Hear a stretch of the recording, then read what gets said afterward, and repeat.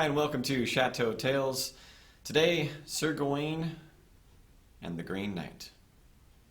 Analysis, summary, all that stuff. Stick around.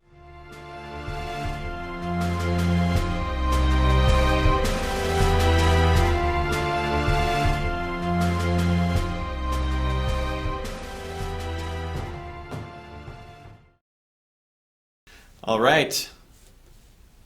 Starting with a question today, who is the most evil of all witches in literature? What do you think? Fairy tales, all literature. Most evil witch. I think mine would have to be Ursula, the Little Mermaid.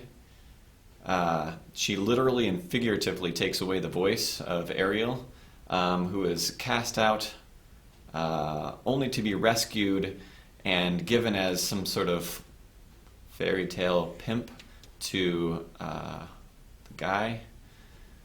She's naked when she does so. I don't know, there's so many things that are wrong with Ursula, excluding things that might be wrong with the movie. Ursula is prompting, so yeah, she's my vote. All right, Sir Gawain and the Green Knight. I'm going to give you a little bit of a summary, a little bit of an analysis, and maybe some historical connections as well. All right, using today, Sir Gawain and the Green Knight, translated by J.R.R. Tolkien.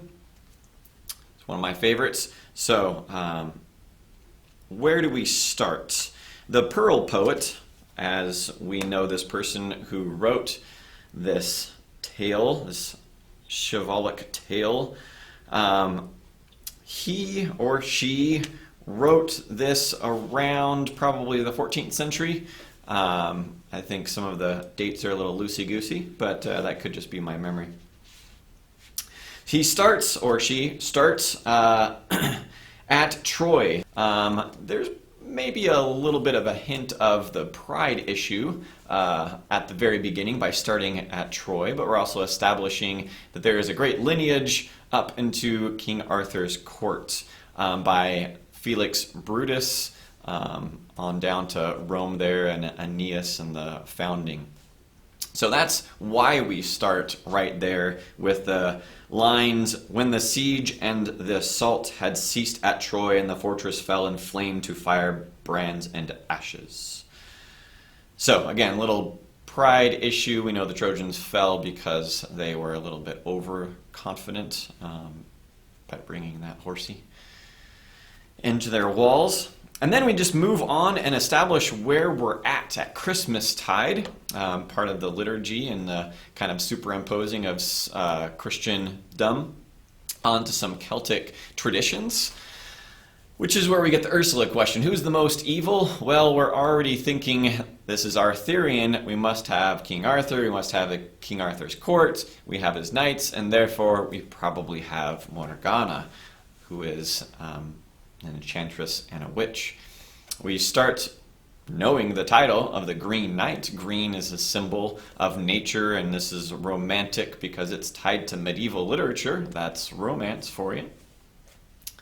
And as we go forward, we see that Sir Gawain is resting at King Arthur's court at Christmastide, and they're ready to do something you probably don't do around Christmas time anymore, and that's tell the tales of ghosts. Feasting, dancing, courtiers stuff, whatever, but also tales. So King Arthur, he decides that he is going to reserve himself till all have eaten, and then he will join in, but he also really wants to hear a tale. Just so happens that at that time, magically, Sir Gawain, still resting at the feet of Guinevere, by the way. At that time, the Green Knight storms in, and he is all, of course, green, exudes the character of the Fey creature, and yet he's somewhat realistic because they don't seem to be catching on. Arthur's court doesn't seem to be catching on to this, even though he's much bigger than anyone else. So too is his horse. And he presents greetings to King Arthur and his court, and basically kind of tongue-in-cheek calls them, cowards if they don't accept his challenge. And the challenge that he is going to give them is the beheading game. He's going to give them this axe-like thing, geisarm, and whoever accepts gets to chop his head off. And then that person, if they do it, wins the game. But if they don't do it, then they have to come and they have to find the Green Chapel and receive the same that they have given to the Green Knight. Arthur takes up this because no one else really wants to play this game, but Arthur being the exuding the qualities of the greatest knight, and of course the example of the code of chivalry, he steps forward and takes the axe, but before he gets into the game, Sir Gawain decides, no, I need to do this for my king. And so Gawain steps forward and he does it instead. He does it quite well. The knight bends over, he chops off his head, and heads go rolling. Literally, the people are kicking it with their feet in the scene. Which is darkly humorous as well. He picks up his head and then recites the game again to Gawain, and where I'm sure Gawain is pooping himself at this point, because he didn't quite get it originally. Now he does, that he's summarily screwed, because he is flesh and blood, and yeah, that was a magical creature they just went into this contract with. So, Arthur gives him a pat on the back and says, you can do it, buddy. And then all of a sudden we fast forward through some seasons, and we get maybe some language of contemporary Chaucer here, and Seferus Ecca. He's the zephyr is blowing, and it's spring, and then it's summer, and then we see All Hallows Eve come, which was not a scary thing at all. This was good to go out on All Hallows Eve and to go out on All Saints Day, because then you would have the protection of all the saints. And that is where we see, finally, the dilatory, somewhat procrastinatory Sir Gawain getting up on his horse and going out and searching finally for the Green Chapel. Well, he doesn't do so well in the scenes. He gets a little lost. He is hungry and cold and basically going to freeze to death when he comes across a castle. Lucky for him. I am sure it has to do with what he is carrying. The pentangle, which again is not necessarily a pagan thing or the star of Satan or anything like that, but holds the endless knot as they describe it in the epic poem. And the endless knot exudes the 5 qualities of the character of a knight. He's faultless in his 5 senses. He is exuding the code of chivalry in 5 different ways. He is protected by his view of Mary and her 5 joys. And he also is taking forward the banner of Christ by holding true to him in those ways, but also remembering the suffering, the way of sorrow for Christ, his 5 wounds. So there's these 5 things that represented into the pentangle that also helps us see the code and helps us understand a little bit more about that kind of stuff. We don't get a lot of it from the pearl. We get a lot of it from other things. Chrétien de Troyes being one of the big ones, where we get the establishment of Morgan Le Fay in more of a modern understanding, pentangle stuff, blah, blah, blah. Back to our position in Sir Gawain and the Green Knight. He is very thankful for being found by the Lord of the Castle, and one of the first scenes that we see is where there's an old woman and a young woman and the Lord of the Castle that greet him. and the old woman is not described very well, but has buxom buttocks, and the young woman is the idealistic beauty, even more idealistic and beautiful to Gawain's eye than Guinevere herself. Kind of a big deal. So, Lord of the Castle greets him, everything is great, but the Green Chapel is still on the mind of Sir Gawain. At this point, it's Christmastide again, so he doesn't have much time left. And he goes up to the Lord and asks him, "Do you know where the Green Chapel is?" Well, just so happens that he's only 2 miles away from the Green Chapel, and the Lord puts his mind at ease and tells him, "Wait here, and while we wait for these 3 days before you have to go to the Green Chapel, let's play a game." Again, more games at Christmastide. Fun for all. Except for this game is a little different than the beheading game. What they establish is they have to exchange whatever they get at the court. This is the start of the third section, or end of the third section, I'm sorry, and the start of the fourth section in our version of Tolkien here. This is where things get pretty interesting during this third section of the symbolic nature and the use of threes and parallel structure. Those other readers of Anglo-Saxon literature into medieval literature will see threes all over the place. Established in Beowulf, I'm sure written about in other places as well, but Beowulf fighting 3 different monsters, exuding the character of a warrior in a certain way by relying on God, not really relying on him, but on his own means the second time, and then lastly, kind of casting all things away and just doing it for himself. This goes up into medieval literature, and so there's a grouping of 3 for a lot of things, but there's 3s in more than just that. There are 3s in the symbol of the Trinity for the Christians, Father, Son, and Holy Spirit. The points of that pentangle star are in triangles. The 3 is important to the structure of mathematics and those kinds of things as well. So there's all sorts of good stuff with 3s that you can get into, and go on a conspiracy theory rant, I'm sure, be great. That's for another time.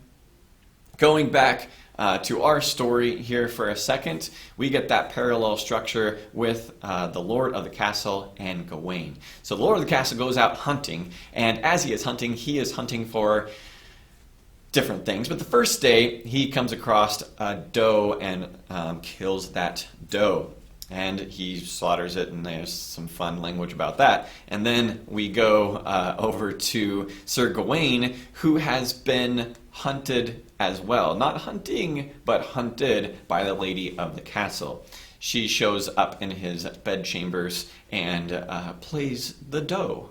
Plays a little bit of a coquette and flirty and that kind of thing. Which Gawain, to his honor, isn't rude, but tells her no thank you. And so all he gets that day is a kiss, which he gives to the Lord of the Castle after he receives the doe. Day 2, the Lord of the Castle goes out, and there are a little bit more aggressive tones to this hunt, because they hunt and kill a boar who is in fact more aggressive. And at the same time, parallel structure, day 2, the Lady of the Castle comes in and is much more aggressive with Sir Gawain, and shows up again in his bedchamber and tries to seduce him, really gets him off track as a knight, since he is supposed to be faultless in 5 fingers as well, right? So, there's that parallel, and the third day, a little bit more interesting, we get a parallel of the third animal, and it's a dishonorable animal, or at least an animal that becomes dishonorable because it's killed by a hound and not by the hunters, and the hunters can't quite catch it. And that is the wily vixen, the fox, female fox. That vixen, of course, parallels the lady of the castle, and she is wily as well. She tries to give a ring to Sir Gawain. He refuses that. But then she tells him a little bit about this girdle that can protect his life, and his one fault is loving his life too much. And so he ends up accepting that green girdle along with parting courtier kisses, and has the exchange with the Lord for the third day. So we get doe in one kiss, boar in two kisses, and we get the fox, the vixen, and Gawain withholds the green girdle, which again is kind of bearing false witness there. He's not doing what he's supposed to be doing, and so he just gives a kiss back to the Lord. And the Lord is a little bit weary of that, but accepts it, and then they part their ways. Now there's also a parallel of colors here that you could go into, and there's symbolic 3 in color, but we won't worry about that. The last thing I just wanted to mention about the fox is the readers of this tale at this time would most likely understand that the fox, or Sir Reynard, the red, the symbol of that red, the Reynard would be calling to this character around the same time, where he is a trickster, this anthropomorphic fox as a trickster who does things that you would expect a wily character to do. Maybe playing off of Nordic traditions as well as Loki. So there's a lot of cross-cultural assimilation that's going on here in medieval times, with the assumption of the Celtic traditions and pagan traditions and the Nordic traditions. Go figure, Anglo-Saxon roots with Norman, right, invasion in 1066, that blending of our culture as well as our language. Back to the story. Sir Gawain goes off, finds the green chapel, and it's kind of a cool scene where he walks up and finds this mound, and it's all earth, it's all green, it's all natural, it's all fey, it's all a fey tale, right? Fairy tale, as it were. And he hears the whetting of a axe, but he is resolved, and he goes in and finds the Green Knight there. The Green Knight, he makes him feel at home as much as you can, and through their little banter, Gawain is ready. So he, takes off his helm, reveals the back of his neck, and this, described as like a 4-foot axe, comes down on Sir Gawain, but Sir Gawain dodges that axe. And this is towards the end of section 4, where he dodges this axe. And he gets rebuked immediately. But as Gawain puts it, he can't get up from this particular stroke like the Green Knight can. And so he says as much, but he understands that he shouldn't have done this. And so he says, I'm resolved, I'm stone, whatever the word is, I can't find it right this second.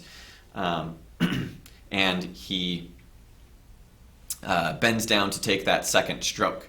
Second stroke comes, and the Green Knight, he tests him in a way, stops that blade from coming all the way down.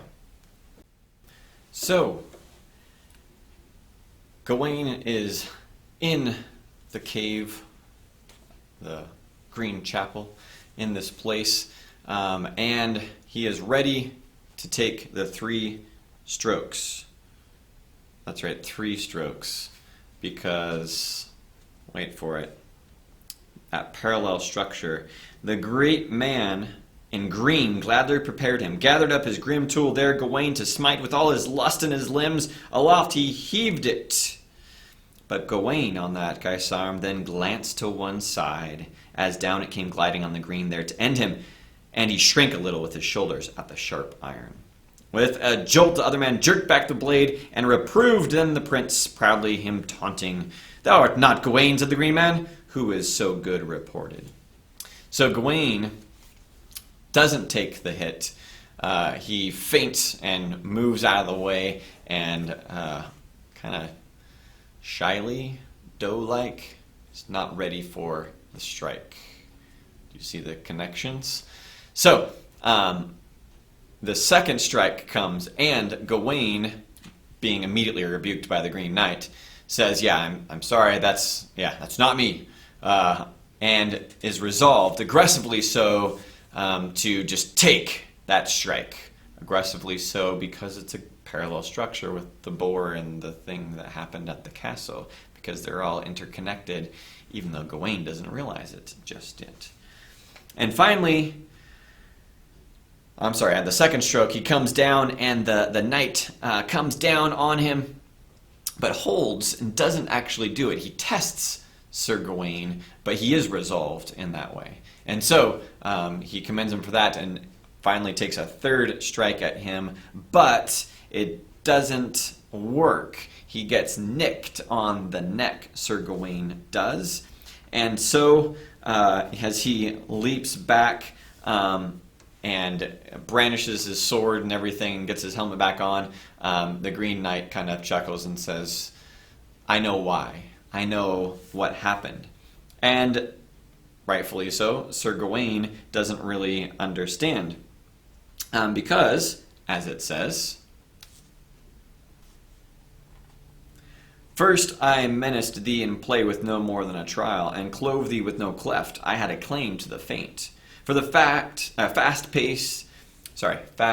pact we affirmed on the first evening, and thou fairly and unfailing didst faith with me keep. All thy gains thou me gavest as good man ought. The other trial for the morning, man, I thee tendered, when thou kissed my comely wife." Uh-oh. That's how we know. A slight retelling of what happened, and then suddenly he reveals, "Wait a minute, how did you know that I gave you the kiss, because the kiss came from your wife?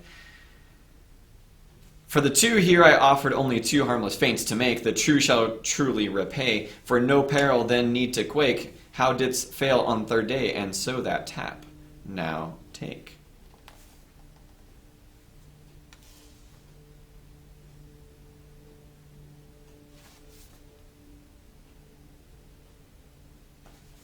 And then we discover that he says, "My wife I know, we soon shall make your friend who was your bitter foe." He says, I made my wife do this. I told my wife to seduce you, and I knew all of this was going to happen.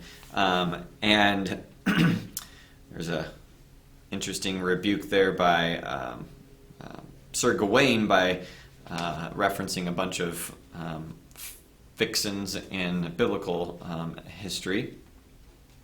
And the Green Knight then reveals this. "I tell you truly," then returned the other, "Bertolac de Haute-Desert hereabouts I am called, who thus have been enchanted and changed in my hue, by the might of Morgan le Fay, that in my mansion dwelleth, and by my cunning of lore and crafts well learned, the magic art of Merlin she many hath mastered, for deeply in dear love she dealt on a time with that accomplished clerk, as at Camelot runs the fame, and Morgan the goddess is therefore now her name." And so we understand that all of this has been set up by Morgana, who doesn't like Arthur, and so sent the Green Knight, who we assume is the lord of the castle, somehow enchanted maybe, and to test Arthur, to test Sir Gawain, testing Arthur, And Sir Gawain gets all this now, and he is somewhat ashamed and knows what he has to do. But the reader also gets the parallels in all of these things, so that the feint that he first gives is connected to the doe/kiss. The second aggressive thing, again, is the boar and his attitude in that cave. The third is his protective girdle that he, or the lord of the lady of the castle gives to him, and protects him magically. So it's not by anything that Sir Gawain has devised. This is all fate, as it were, for him, and he should have stayed true to his convictions and the code, and that's what he realizes, that had he done so, he would have beaten Morgana, in a sense, because this was all just set up and Faye in the beginning. So, knowing this, he has that last third stroke, and he gets that cut on his neck, and he understands all this. The Lord of the Castle, Bertilac, says, come back, it's okay, come back, rest in my castle. And basically, Sir Gawain, doesn't refuse, but says, no, I got to get straight back to Camelot, and I need to complete my journey, my quest, and tell them all of what happened here. Because that is the point of this kind of archetype called the hero's journey, where we start in the ordinary world, we get called into a special kind of world, and through those trials and tests, we finally make it out of that world, and we have to be resurrected in some way after being given this gift, and then share it with our court, as it were. Maybe that's just the reader themselves understanding that, but this is literal in medieval literature, where we need to go back and everyone must grow from the quest. So that is what Sir Gawain does, and then at the end of the whole poem here, we have a connection with the beginning, where we bring back Felix Brutus, and the bold knights to Britain came first after the siege and assault had ceased at Troy, referencing the beginning at the end. Kind of nicely ties it up that way. And the last line is, to his bliss us bring who bore the crown of thorns on brow. Of course, the knights are attempting to do all the things that they do, not just for the king, but for the sovereign above that king, who is Christ. And it ends on this, I think, somewhat humorous, not sure I pronounce it right, but phrase, "Honnête soit qui mal pense," which is like, shame be to him who thinks badly of this tale. The poet kind of referencing the people who would be listening to this, like, you wouldn't have done any better, as it were. Thanks for listening. And thanks for listening. If you like this, if you want more reviews and summaries and analyses of the great works of literature, love to do it. You can even give me some suggestions. Maybe I will not know it and have to read it for myself and do the work, which is why I'm here too, is to grow. So I hope you learned something. I hope it helps you with just your general knowledge, or maybe your paper that you're writing. And if you're interested in more stories, you can go to the other videos on my page. I'm getting more out, just starting. So what my goal is to have some just voice kind of acted stories, where you can just listen to those. Starting with Halloween Tales with Edgar Allan Poe. Then I wanted to share some of my own creepy pastas with you, and tales of the supernatural that I've always wanted to just put out there for people to understand. The supernatural, in my mind, is not just literary, but can be literal for us. But I'll let you decide when you listen to those stories. Lastly, this, reviews and summaries. So again, if you like this, click like. If you want more, click subscribe.